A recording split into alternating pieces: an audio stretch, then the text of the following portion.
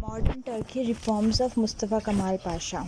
Mustafa Kemal was born at a place called Salonika in the year 1881 and he chose a military career, and by the time of First World War he had succeeded in carving out a distinguished military career. Mustafa bitterly opposed the humiliating provisions of Treaty of Sevres, which was forced upon Turkey by Allied powers after her defeat in First World War. The treaty had squeezed out Turkey virtually from Europe, and her territory was reduced to a small area around Constantinople and Anatolia. Her vast Asian and African possessions were parceled to England, France, and Greece, while Italy was given a chain of islands from Aegean to Rhodes. This treatment had left the people of Turkey in a state of utter shock. Mustafa was one of those peoples. He sought to persuade the Sultan Muhammad V to resist the Allied powers, but the Sultan, fearing strong reactions from Allied powers on one hand and some kind of nefarious design on the part of Mustafa, decided to send him to Anatolia from the royal capital of Constantinople. Mustafa went to Anatolia, set up a nationalist party there called the People's Party, and gave the slogan Turkey for the Turks.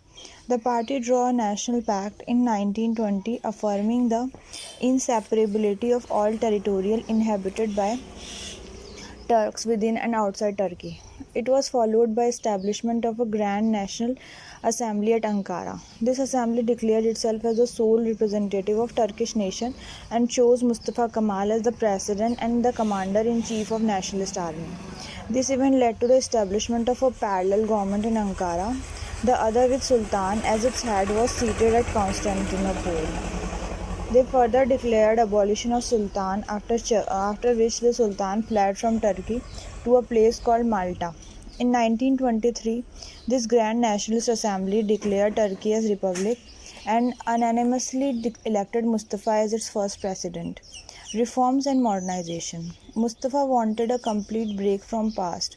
Therefore, he transferred the capital from Constantinople to Ankara.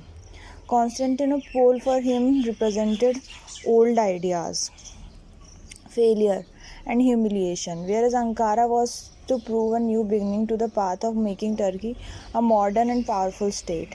One of his most daring reform was the abolition of Khalifa and also the declaration of to remove Islam as the official religion of the state. He banned the traditional Islamic headgear called the fez. He also abolished the old legal system of Turkey, which was based on Shariat, and devised new codes of law on European model.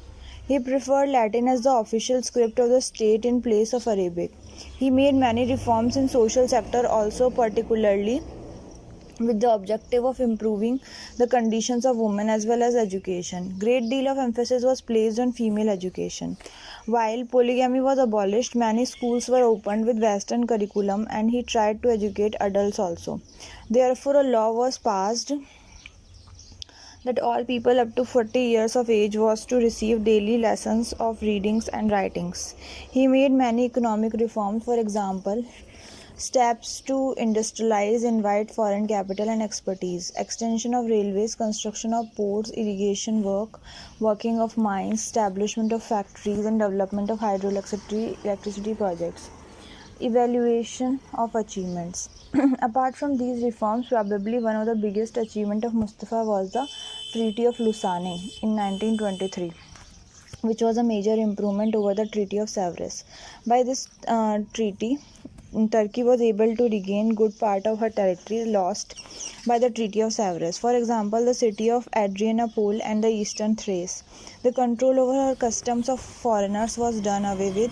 She was successful in escaping military restrictions of any kind, so what was lost was the African and Asian colonies of Turkey. Character of the new government was although democratic republic, which was to elect a president after every 4 years. Mustafa was a nationalist dictator, and there existed only one party in Turkey, that was the People's Party. He remained president as well as commander in chief throughout the period from 23 to 38. when he died, and he had assumed the title of Ataturk, meaning father of the Turks.